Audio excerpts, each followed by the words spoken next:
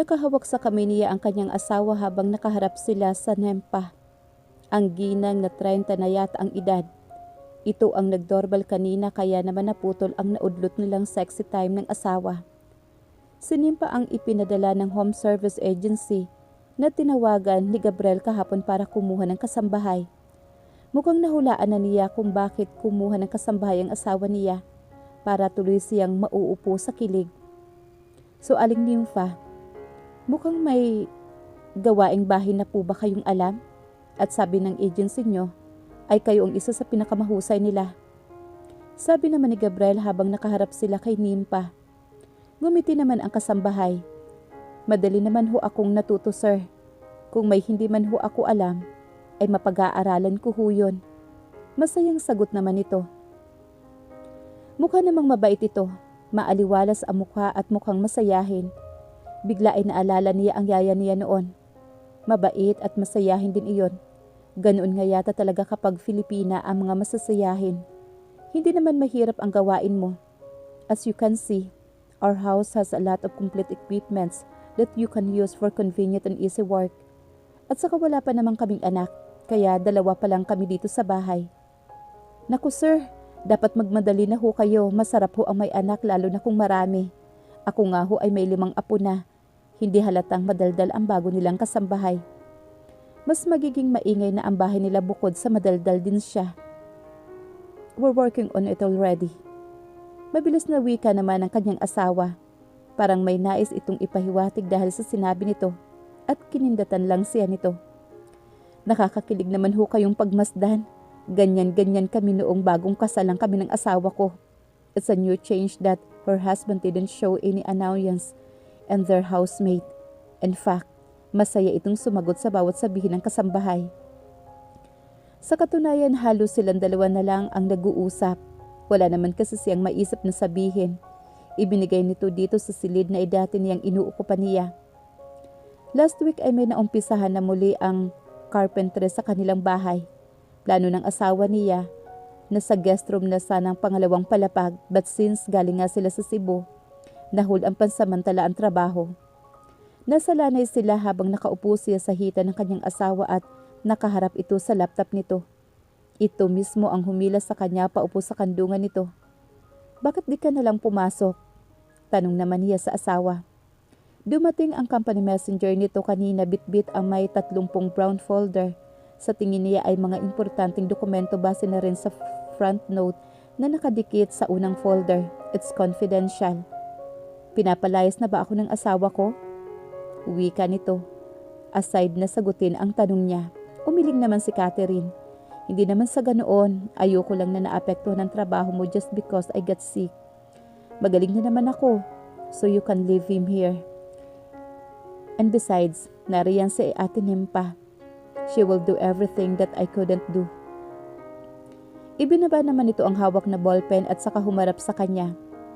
Sinabi ko na sa sekretary ko na absent ako today and I asked her to deliver her all my files and my table so I can work even if I'm absent. Wika naman ito na magsawa ay inipit niyon sa tainga niya. And I have those plans for us after sign those papers. Turo naman ito sa mga folders na nasa harapan nito. Plano? Ibig mong sabihin, hindi marami kang planong ngayong araw? Kinindatan lang siya nito. Saka sininghot ang amoy niya. Kaya nga hindi ba sweetheart? Kaya hayaan mo na ako. Gumuso naman siya. Ano naman ang paghahandaan ko at saka saan ba tayo pupunta? Malalaman mo rin. Inabutan niya si Ate Nympha ng abala sa paggagayat ng gulay at almost lunch. Pero ngayon lang nila naisipang maghanda ng pananghalian. Lumapit siya dito at hinawakan ng isang carrots na peeler. Naku ma'am, wag na po, ako na po ang gagawa niyan. Wika naman ito at ngumiti lang siya. Tutulungan ko na po kayo. Bigla ay nanlaki ang mga mata nito sa kanya. Nagtatagalog ho kayo? Nakangiting tumango naman siya. Natatakot ho akong kausapin kayo dahil baka hindi ninyo ako maintindihan. Dahil sabi pa naman ho ni, hindi daw po kayo. Natatawang sabi naman ito. Nagpatuloy naman siya sa pagbabalat ng carrots. Nakakapagsalita po ako at nakakaintindi. May lahing Filipina po ang mami ko. while my yaya is a pure Filipina to. Tumangutango naman ito. Ang swerte naman ho ng yaya ninyo. Marami kayong natutunan sa kanya. Marami silang napagkwentuhan, hindi nga nila na malayang tapos na pala sila, miski sa pagluluto. Gumawa siya ng chop suey at alam niyang paborito ito, na nilagyan lang din niya ng Filipino ng ibang variation at iba pang version. Alas 3 ng hapon nang yakagin siya paalis ng kanyang asawa. Masama ang mukha ng asawa niya noong unang masilayan nito ang suot niya, pero wala itong nagawa para pilitin siyang magpalit. Sige, pilitin mo ako, hindi na ako sasama sa'yo. Mukhang natakot naman ang asawa niya sa banta niya kaya nanahimik na lang ito, pero talagang nahirit pa. Fine, just make sure na walang mata ng mga lalaking lalapat sa hita mo. Kung hindi, dudukutin ko ang mga mata nila. Seryosong wika naman ito, kaya naman napaikot niya ang kanyang mga mata. Tahimik lang silang mag-asawa habang lula ng sasakyan. Pero panakanakay sumusulyap ang asawa niya sa kanya at bigla na lang kikindat. May dumi ba ang mata mo? Pigil ang ngiting tanong naman niya rito. Ngunit ang asawa niya ay bago inabot ang isa niyang palad ay mahigpit na hinawakan. Ikaw kasi. Bakit ako? Anong ginawa ko? Nagtatakang tanong naman niya. Isasama siya tapos sisisihin din naman pala siya. Bakit kasi ang ganda mo? Halos mahulog siya sa kinakaupuan dahil sa revelasyong nanula sa labi nito. Hindi ako makapag-concentrate, kaya naman napapatitig ako sa'yo. Wika naman ito. Alam mo, ang tabis talaga na lumalabas sa dila mo. Bakit nga pala ang dami nating dalang pagkain? Magpipiknik ba tayo ulit? Tanong naman niya rito. Ang tinutukoy niya ay mga pagkain nasa backseat ng sasakyan. May dinaanan na silang Japanese restaurant kanina para mag-take out ng ilang pagkain. It's more than a picnic, sweetheart. Nagkipit balikat na lang siya. Kahit naman kulitin niya ito ng kulitin ay hindi nito sasabihin sa kanya kung saan ba talaga sila pupunta. Basta daw surprise. Hindi na lang siya nagtanong pa. Baka kapag nagtanong siya ay iba na naman ang maging mood nito. May mood swing pa naman ang asawa niya. Sandali niyang ipinikit ang mga mata habang hawak nito ang palad niya. Naalimpungatang iminulat niya ang mga mata dahil naramdaman niyang nakatitig sa kanya. Hindi nga siya nagkamali. Nakatitig sa kanya ang kanyang asawa. Nandito na tayo, sweetheart. Ngumiti siya. Bahagya niyang kinusot ang mga mata. Marahil gabi na o sadyang tinted lang ang sasakyan ng asawa niya. Iginala niya ang paningin sa paligid. Malaking kaparangan lang ang nakikita niya. Nasaan tayo? Lumabas ito ng sasakyan at saka tumapat sa passenger seat at binuksan niya iyon. Nilahad nito ang kamay nito sa kanya at inaka siya papalabas ng sasakyan. Ipapakilala kita sa dalawang importanteng tao sa buhay ko. Mukhang may idea na siya kung nasaan sila base sa mga nakikita niya sa paligid niya. Lumakad sila papasok sa isang musoleo. Napakatahimik ng paligid. Nasa sementeryo kaya sila? Inakay siya ng asawa niya papalapit sa dalawang puntod na naroroon. Ngayon lang siya nakarating dito. Lumuhod ang asawa niya at sinindihan ang dalawang kandilang naroroon. Nakakarpet na marmol na sahig sa bandang gilid ay may leather seat na naroroon. Siguro design para talaga gawing humi ang interior ng musoleo. Umupo ang asawa niya at hinila siya papaupo sa tabi nito. Hawak pa rin nito ang palad niya, tumapat ang mata niya sa kanang lapida. Evangeline Cruz Ventura ito, marahil ang ina ng kanyang asawa. Ma'am, I'm sorry. Kung ngayon lang kita nadalaw ulit. Lumingon ito sa kabilang lapida, na agad naman niyang sinundan. Roy Teddy Ventura must be his son. Hello there, baby boy. Namiss mo na ba si Daddy? Tumingin siya sa kanyang asawa, nangingilid ang luha nito. It's okay. Saka siya sumandig dito. Ma'am, baby boy, meet my wife. Gumiti siya nang ipakilala siya nito. She's an amazing woman. Beautiful and intelligent. Sayang at hindi niyo siya nakilala sa personal. Baby boy, natupad na ang wish mo. Nagpakasal ako sa babaeng kung ano yung gusto mo. Kapareho natin, hindi ba ma'am? And mind you, she knows how to cook your dish. Yung daughter-in-law is also a chef, just like you. Kahit siya ay napaluha dahil sa sinabi nito. Ganoon nito pinangungulilaan ang dalawang taong mahalaga sa buhay nito. At nasasaktan siya habang nakikita niya ang asawa. Nararamdaman niya ang sakit sa dibdib nito. Iyon ay ang matupad ang hiling ng asawa niya. Pero imposible iyon dahil hindi naman mabubuhay ang patay. Ginagap ni Gabriel ang kamay niya bago inilapit sa labi nito at dinampian ng halik. I remember kung ano yung sinabi ng mami ko bago siya namatay. Don't forget to introduce your woman to me. That's what she exactly said. Kaya naman dinala kita dito. Because it's time to meet her. And my son too. Sabik siya sa ina kaya kapag magkasama kami, he'd always ask me kung kailan ba daw ako mag-aasawa at kailan ko ba siya bibigyan ng mami. Tinatawanan ko lang siya dahil napakabata pa niya para isipin yon. And now I just realized kung ano yung naiisip ng anak ko ay ang magpapasaya lang sa akin. Puno ng panghihinayang ang tinig nito. Kung may magagawa lang siya para ibsan ang sakit na nararamdaman nito, gagawin niya. Because part of his life at bilang asawa nito, kahati na siya sa sakit at saya nito. At responsibilidad niyang tulungan ito, ang tulungan nila ang isa't isa. Pinagsalikop niya ang mga palad nila. I'm happy that you bring me here. Masaya ako na ipinakilala mo sila sa akin. You're my wife. Karapatan mong malaman ang lahat. Karapatan kong ipakilala sila sa'yo. So I was hoping na pagkatapos mong marinig ang buong kwento ko ay tanggap mo pa rin ako. Ano ka ba? I always accept you no matter what.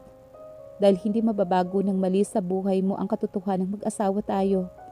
At alam ko na ang maling iyon ang magpapalakas din sa atin. Kailangan natin iyon. Sa pagkakamali tayo dapat magbago at matuto. At ang nakaraan nito ang magsisilbing aral sa kanilang dalawa. Maswerte pa rin ako. Ngumiti siya at hinalikan niya ito sa noo. Tumayo ito at sinabing kukunin lang ang mga pagkain sa loob ng sasakyan. Kaya pala marami silang dalang pagkain. Tumunghay siya sa dalawang lapida. Mahal ko po si Gabriel. At mamahalin ko siya kahit walang hinihinging kapalit. Habang magkausap sila ng kanyang asawa ay nakarinig sila ng mga yabag. Siya ang una nag-angat ng tingin. At dahil nasurpresa siya nang makita niya ang ama ng kanyang asawa. Good evening po. Ngumiti siya. Sinubukan niyang gawing maaliwalas ang mukha nito dahil sa nakita sila mag-asawa doon. Ang asawa niya ay biglang tumiim ang bagang na makita ang ama. Hindi ba sinabi ko sa inyo na huwag kayong pupunta rito? Napasinghap siya sa sinabi ng ama ni Gabriel. Pati ba ito ay ipinagdadamot sa kanya? Kumuyom naman ang kamao ng kanyang asawa. So paanong hindi ako pwedeng pumunta dito? Hindi ba pinatay mo siya? Ikaw ang pumatay sa kanila. Kasing lamig ng yelo ang tinura na matanda na parabang ang sinabi nito ay isa lamang biro sa isang bata. Pagak na tumawa ang kanyang asawa. Dapat yan sa sarili mo. Tutal sanay naman na ako ang sinisisi mo. Ano bang bago? Nang uuyam na sabi nito. Gabriel, tama na. Ama mo pa rin siya. Saway naman niya sa kanyang asawa. Itinigil na niya ang pagiging ama niya sa akin noong mamatay si mami at ang anak ko. Matigas nitong sabi. Itago man nito ang emosyon ay naniniwala siyang may natitirang pagpapahalaga sa puso nito. Ang dalawang lalaking nasa harapan niya ay parehong nababalot ng galit at puot sa puso nila. Hindi pa marahil nito nalalaman ang daan patungo sa pagpapatawad sa isa't isa at pagpapatawad sa sarili. Ganoon naman talaga. People acting irrational when they hurt. Buti pa, umalis na tayo. Dahil kapag inatake siya sa sakit sa puso, ay ako na naman ang sisisihin niya. Tumalikod ang asawa niya at sinamsam ang mga gamit nila. Siya naman ay nakasunod lang ng tingin. Ngumiti siya at naghihingi ng paumanhin sa ama nito. Pero wala man lamang itong ibang sinabi. Gaya ng ginawa ng asawa niya ay lumabas na rin sila. Hindi man lamang sila nagkaroon ng maayos na pagpapaalam sa dalawang puntod.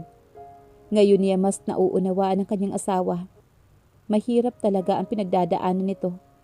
Nawala ng ina at anak. Itinakwil naman ang sariling ama. Kahit pala may hindi sila pagkakaunawaan ng kanyang lolo, kung minsan ay maswerte pa rin siyang matatawag dahil kahit minsan hindi nito sinabing hindi iisa ang kanilang dugo. Para dito iisang pamilya sila. Sinubukan niyang yakagin ang kanyang asawa papuntang Japan. Ipapakilala niya ito ng formal sa bansa nila. Siguro naman magiging okay na rin sila ng lolo niya. Wala namang dahilan para hindi sila magkaayos. Maybe kapag naramdaman ng asawa niya na may pamilyang pwedeng tumanggap dito, ay mabawasan ang galit nito sa buhay. Nakarating sila lahat sa bahay ay hindi man lamang umiimik ang asawa niya. Hindi niya tuloy maisip kung galit ba ito o ano. Natagpuan na lang niya ang isang tulog na kama nila. Dahan-dahan sa lumapit dito at ibinuka ang isang braso nito. Kusa na niyang ikinulong ang sarili doon. Gusto niya kahit tulog ito ay maramdaman nitong naroroon lang siya. Hindi niya ito iiwan o tatalikuran, di gaya ng ginawa ng ama nito. Nagising siyang dahil sa maliit na sinag ng araw na tumatago sa pagitan ng makakapal na kortina.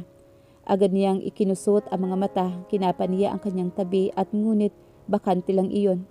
Nang umangat ang tingin at makita niya ang dingding kung nasa ng orasan, nakaalis na marahil ang asawa niya. Sweetheart, maaga akong umalis. And you're sleeping like a baby. Ayokong gisingin ka. See you tonight, sweetheart. Halos mahulog ang papel na hawak niya dahil sa huling salitang nabasa niya. Kinusot pa niya ang mga mata, baka nagkakamali lang siya pero iyon talaga ang nababasa niya. Malinaw na iyon ang nakasulat doon. Pero permanship naman iyon ng asawa at ito lang ang tumatawag sa kanya ng sweetheart. Wala sa sariling dinala niya iyon sa dibdib. Bakit biglang bumilis ang tibok ng puso niya? Bakit bigla gumaan ang pakiramdam niya? Masayang bumangon at hinanda ang sarili. Iniipit niya sa paborito niyang libro ang note na iniwan ng kanyang asawa. At gusto niyang alalahanin yun palagi, kaya naman itatago niya yun. At pakiramdam niya ay espesyal siya. Busy siya sa pagtitingin ng mga dokumento. Napangiti siya na mabasa ang text ng asawa. Kanina sila nagmagka-text, para silang mga teenager na nagpapalitan ng corny messages sa cellphone. May mga hugot at pick-up lines pa itong bentang-benta naman sa kanya. Pigil-pigil niya ang wag matawa ng malakas na nag-type ulit siya, pero hindi pa niya naisisend ang tumunog ang cellphone. Incoming call mula sa asawa niya, agad niya iyong sinagot. Ang corny mo naman, Mr. Ventura, natatawang sabi niya.